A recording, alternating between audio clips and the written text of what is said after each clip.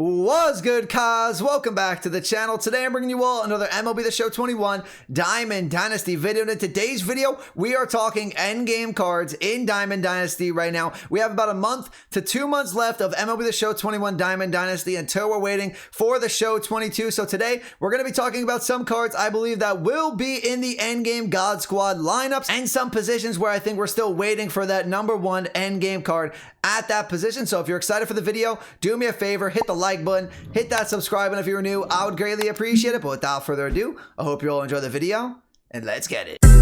Minika, watch me on Twitch, ooh, I'm streaming. I'm on YouTube, subscribe to the channel, red button beaming. Let's get that sub count, take over YouTube, ooh, we teaming. My content so high, ooh, yeah, I'm steaming. Ooh, yeah, I'm steaming, red button beaming.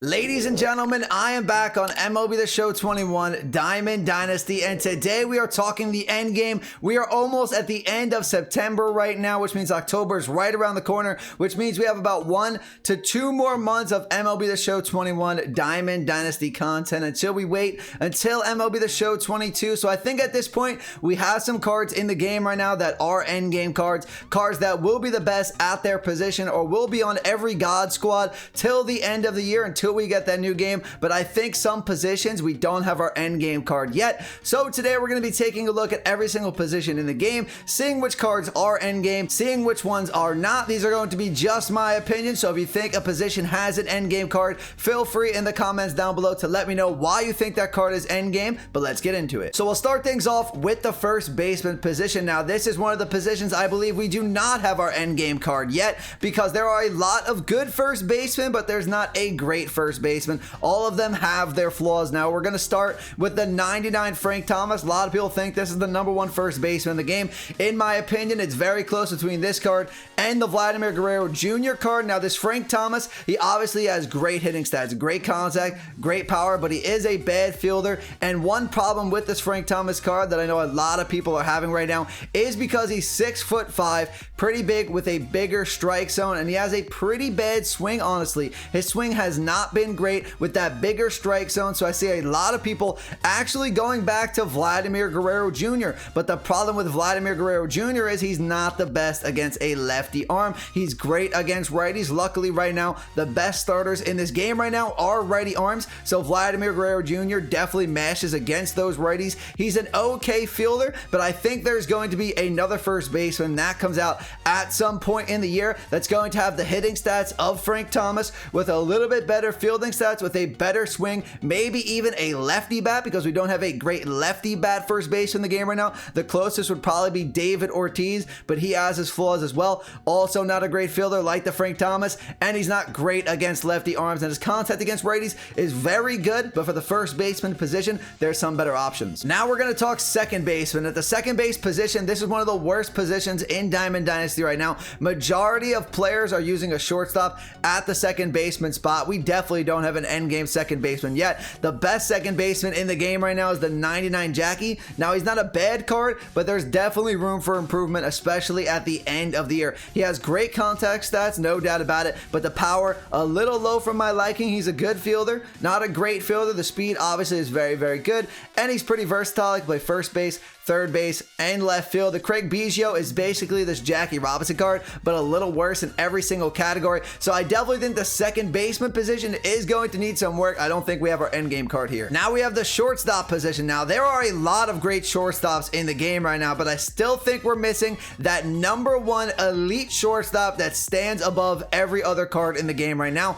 At the moment, my #1 shortstop is either this Honus Wagner or Trey Turner. It is very, very close. I prefer Trey Turner at the plate over this Honus Wagner. Even though the Wagner looks to have better hitting stats than Trey Turner, he has great contact against righties and lefties, 118 against righties, 125 against lefties, but the 90 power at the plate honestly feels a lot less. His bat does not have much pop at the plate. That's why I went back to Trey Turner, but obviously this Honus Wagner is going to be a great defender and has great speed, but I'm waiting for that shortstop that has elite hitting and elite defense, because when we take a look at Trey Turner here, the hitting stats and the hitting in game are there, but the fielding stats in this card not going to get the job done. He makes a lot of errors at shortstop. At second base, doesn't make as many errors, but I don't think he's the end game shortstop because, like I said, we need better fielding from our end game shortstop here. He obviously has the great speed and he's a great hitter. If he had better fielding, this would be the end game shortstop. Next, we're going to talk about the third baseman position, and I think we have our end game third baseman in Chipper Jones. Been one of the best cards in the game all year, and I think he's going to continue the rest of the year being the best third baseman in the game. Could I be wrong? I definitely could be, but it's hard to beat a switch hitting bat that has max stats against lefty arms, 125 contact and power against lefties, and he's pretty solid against righties, 107 contact against righties, 112 power against righties. Get him to parallel 5. All the fielding stats for the most part going to be in the 80s with solid speed, 73 speed, 83 steal. We do have Donaldson, we do have George Brett, we do have the Mike Schmidt that are solid third baseman options as well, but I think Chipper Jones is our endgame third baseman. Next, we're going to talk about the catcher position, and like I said with the shortstops, there is no elite number one catcher by far than these other catcher cards. I think there's a lot of great options. We have the 99 and the Rutschman, which is a great switch hitting bat, solid contact, solid power. He's a great fielder, has solid speed. You have Mike Piazza, who's an absolute slugger at the plate, great hitting stats, great contact, great power, okay fielder. He struggles in the fielding stats. Then we have Pudge, who's a great fielder. He has solid contact and solid power, decent speed as well, but lacks a little bit in the power category. It's not bad, but it's not great. And then we have Kyle Schwarber, who's a primary left fielder, but we'll include him here because a lot of people use him at the catcher position. Now he has great hitting stats like the Mike Piazza, but like the Piazza, another guy with not great defensive stats behind the plate, weak arm, 78 arm behind the plate, not going to get the job done, especially with a lot of players having 90 plus speed. It's very difficult to throw them out with this Kyle Schwarber, with Piazza, so I don't think we have our end game catcher yet. Now we're going to move on to the left fielder's position, and in my opinion, we have our end game left fielder. Luckily came out a few days ago with the 7th inning program dropping, and that is the 99 milestone Hank Aaron card, and this card can do it all. He has great contact, great power, he's a great fielder, and has very, very good speed. This card going to be in people's outfields for the remainder of the year, regardless if you want to leave him in left field, center field, right field, or if you want to put him at first base. Maybe he's your end game first baseman. We could definitely use him there. 112 contact against righties, 120 against lefties, 116 power against righties, 125 against lefties. So he's great against righties, great against lefties, 90s in the fielding stats for the most part here, 90 fielding, 91 arm, get him the parallel 5, that's 92 arm accuracy, 88 reaction time with 80 speed. This card is amazing. Now we move on to the center field position, and there are a lot of great end game cards in the outfield right now, and the 99 Mickey Mantle, again, like the Hank Aaron, going to be in most people's outfields for the remainder of the year. 122 contact against righties, 125 against lefties, 125 power against righties, 113 against lefties, switch hitting bat, another switch hitter for your lineup, amazing fielder, amazing speed. This Mickey Mantle does it all. Will they drop a 99 Trout that could possibly be better than this Mickey Mantle card? Going to be very difficult with those great contact, great power stats, and he's a switch hitting bat. If they do drop a 99 Trout, maybe we move him to right field. Maybe he's better than the Hank Aaron, but we'll have to see. The right field position is absolutely stacked. There are so many great cards that you can use in the outfield for the remainder of the year. But if I had to pick one, I'm going with the 99 Mookie Betts right now. So we have Betts,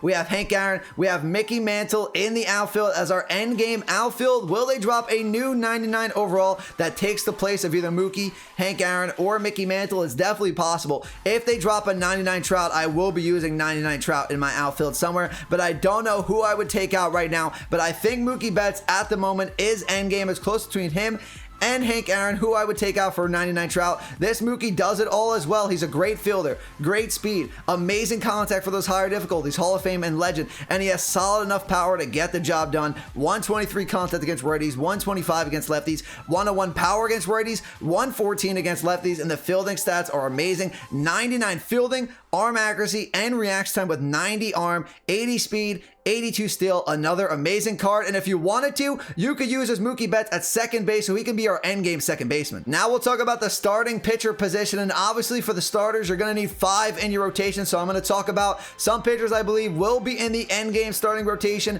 and some of the pitchers I believe they'll be falling out of the endgame starting rotation that are top 5 pitchers right now. So we're going to start things off with 99 Justin Verlander. And this card going to be endgame Endgame, he checks all the boxes. He has good stamina, excellent hits per 9, 125 hits per 9 for those higher difficulties for Hall of Fame and Legend, making your opponent's PCI size small. Good pitch selection, 4-seam fastball, 12-6 curve, circle change, slider, and cutter. Excellent velo. Excellent break, solid enough control, and he has outlier. Next, we're going to move on to 99 Nolan Ryan. This card is going to be endgame. Maxed out per 9 stats, hits per 9, Ks per 9, 125 apiece, 117 stamina. Very, very good release. Very difficult to time up this card's fastball when you're going up against him because the release is very difficult to see. 4-seam fastball, 12-6 curve, circle change, and sinker. Elite circle change as well. Elite fastball, has outlier as well. I think he's an endgame pitcher. After that, I think it's a little hard to tell who's going to hold up in the end game starting rotation. I could see Felix ending up as an end game starting pitcher because he has an excellent pitch selection, changeup, 4-seam fastball, sinker, slurve, cutter. 120 hits per 9 is good enough. 92 control, so excellent control. Very, very good break on all of his pitches. 82 velo, a little slow, no outlier. I still think he can hold up, but I'm not sure at this point. As for DeGrom, outlier, okay pitch selection, pretty generic. 4-seam fastball, slider, changeup, curveball, 2-seam fastball. No pitches in his pitch selection that really wow you. He has solid per 9 stats, solid control. I could see him ending up as an end game pitcher, but I'm going to say no because we still have 2 more months of pitchers coming out in this game, so I think he falls out of it. And the last pitcher we're going to talk about that's in my top 5 right now is the 99 Jake Arrieta. Now, this card actually could end up being end game because this card has great per 9 stats, 122 hits per 9, 102 Ks per 9, excellent control. But take a look at the individual pitch break on this Arrieta's pitches here. 99 on the sinker, curveball, changeup, 97 on the slider, and 80 on the 4-seam fastball. That is elite pitch break. Going to be very difficult to drop some cards with better pitch break than this Arrieta card, but we're going to have to see. He could drop out, but I think he might be an endgame starting pitcher. As for some of the starting pitchers in Team Affinity Season 4, like Greg Maddux, Bob Feller, Hale Newhouser, Brett Saberhagen, Bob Gibson, I don't think they're good enough when they drop Team Affinity Season 4. Like I said, I feel like they nerfed some pitchers. I don't think they're going to wind up being endgame starting pitchers. And then Max Scherzer, Clayton Kershaw, I don't think they're going to be endgame either. 100 hits per 9 for Scherzer, right in the middle. Not going to be good enough to end the year off. You're probably going to want somebody with 120 plus hits per 9. Him and the Clayton Kershaw card, only 107 hits per 9. Pretty solid pitch selections, but they don't wow you anywhere. Not great control, not great velo. Their break is okay, but it's not amazing. So for the starting pitcher position, I think Arrieta, Verlander, and Nolan Ryan could be endgame pitchers. Finally, we'll move on to the bullpen pitchers here, and I think there are 4 endgame bullpen pitchers that will be in your bullpen for the remainder of the year. I think 99 Mo, 99 Jansen, 99 Gossage, all going to be in your bullpen here. The Mariano Rivera, great per 9 stats, good control, good velo, excellent break, really, really good cutter, individual pitch control, 4 pitches, 89 and above, individual pitch break, 4 pitches, 86 and above with an amazing cutter. Same thing for the Jansen, really good per 9 stats. Him and the Mo, very similar pitch control and pitch break. And then that 99 Gossage, going to have those max per 9 stats, 125 hits per 9, 125 Ks per 9. And then we're going to have the 97 Aroldis Chapman, maybe the best lefty arm in the bullpen for the remainder of the year. We will have to see. He throws hard. He has outlier, max per 9 stats, 125 hits per 9, 125 Ks per 9. Pretty solid pitch selection here. 4-seam fastball, sinker, slider, splitter, and changeup. And take a look at the individual pitch break. 4 pitches, 95 and above, 2 being 99, 99 on the 4-seam fastball, 99 on the sinker, 95 on the slider, and the splitter. For some other pitchers here, we have 98 Andrew Miller, Devin Williams, Trevor Hoffman. I think they're all good relievers. They could wind up being endgame relief pitchers, but I think we're going to get better options towards the end of the year where you can get a full 99 overall bullpen that I think will be better than these cards. Okay, everyone, that's going to do it for the video today, talking some endgame cards in Diamond Dynasty right now. We have a bunch of positions that still don't have their endgame card at that specific position. We have about a month to 2 months left of Diamond Dynasty content, so we're getting very, very close to the end game. In the comments down below, let me know which cards do you think are end game in Diamond Dynasty this year, and which positions do you think we're going to get the end game card next. If you enjoyed the video though, and you found it useful, do me a favor, hit the like button, hit that subscribe button if you're new. I would greatly appreciate it. Make sure to follow me at my social links, which are on the screen for you all right now, including my Twitter, TikTok, Instagram, Twitch, stuff like that. But that's going to do it for me today, everyone. I'll see you all in the next video. Have a great rest of your day. Peace out.